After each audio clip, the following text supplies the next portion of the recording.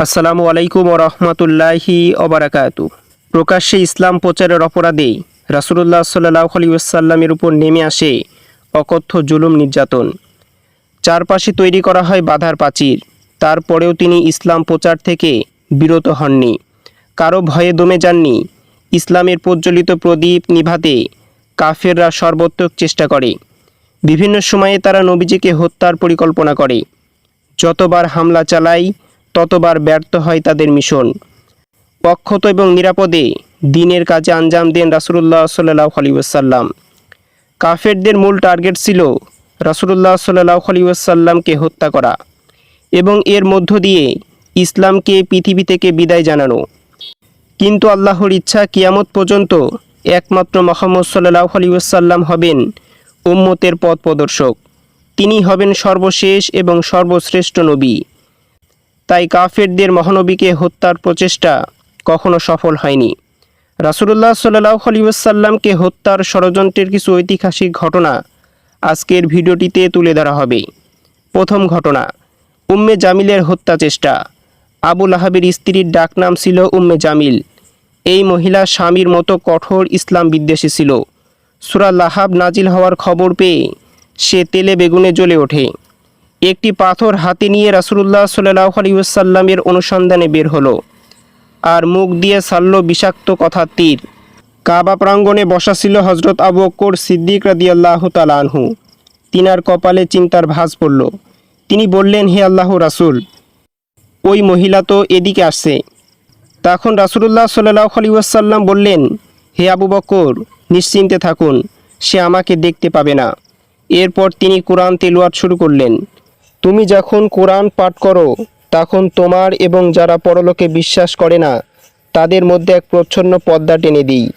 এরই মধ্যে ওই মহিলা এসে বলল, হে আবু বকর, তোমার সাথী আমাদের বদনামি করে কবিতা বলেছে। তিনি জবাবে বললেন, কাবা রবের শপথ, তিনি কোনো কবিতা বলেননি এবং তার মুখ দিয়ে তা বের হয়নি। তখন মহিলা বলল, তুমি সত্য বলেছ। তারপর সে চলে গেল। হযরত আবু বকর সিদ্দিক রাদিয়াল্লাহু তাআলা আনহু বললেন, সে কি আপনাকে দেখেননি? রাসূলুল্লাহ সাল্লাল্লাহু আলাইহি ওয়াসাল্লাম বললেন, মহিলা ফিরে যাওয়া পর্যন্ত এক ফেরেশতা আমাকে আড়াল করে রেখেছিল।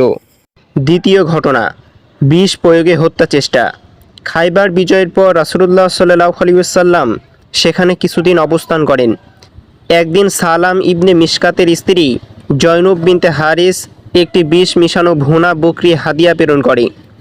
নবীজি সাল্লাল্লাহু আলাইহি ওয়াসাল্লাম এক টুকরা মুখে দেওয়া মাত্র হাত গুটিয়ে নেন। তিনি বলেন, এতে বিষ মেশানো আছে। খানায় অংশগ্রহণকারী সাহাবী বিশর ইবনে বারাকে হাত গুটিয়ে নিতে নির্দেশ করেন। জয়নবকে ডেকে কারণ জিজ্ঞাসা করা হলে সে স্পষ্ট বলল, নিঃসন্দেহে খাবারে বিষ মেশানো হয়েছে। আপনি যদি সত্যিকারের নবী হয়ে থাকেন তবে মহান আল্লাহ তাআলা আপনাকে অব্যাহত করবেন, আর যদি মিথ্যা নবী হয়ে থাকেন তাহলে মানুষ আপনার থেকে পরিত্রাণ পাবে। খানায় অংশগ্রহণকারী সাহাবীর ইন্তাকালের দায়ে তাকে মৃত্যুদণ্ড দেওয়া হয়, অথবা প্রকাশ্যে ইসলাম গ্রহণ করে ক্ষমা পেয়েছে, এরকম দুইটি বর্ণনা পাওয়া যায়। তৃতীয় ঘটনা, কাফেরদের সম্মিলিত হত্যা চেষ্টা। মক্কার কাফেররা যখন দেখল মদিনায় হিজরত করা সাহাবীদের সংখ্যা বেড়েই চলল, তখন কাফের সমাজ দারুন নাদওয়ার পরামর্শ সভায় বসল। শয়তান সেখানে শায়েখে নজদি পরিচয় দিয়ে অংশগ্রহণ করল। কেউ একজন মুহাম্মদকে কোনো বদ্ধ কুঠুরিতে আটক করে রাখার পরামর্শ দিল, আবার কেউ দেশ থেকে বহিষ্কার করার প্রস্তাব পেশ করল। কিন্তু ছদ্মবেশী শায়েখে নজদি যুক্তি দেখিয়ে সবগুলোকে নাকচ করে দিল। তখন আবু জেহেল বলল, প্রতিটি গোত্র থেকে এক একজন যুবক নির্বাচন করা হোক, আর সবাই মিলে একযোগে মুহাম্মদকে হত্যা করুক।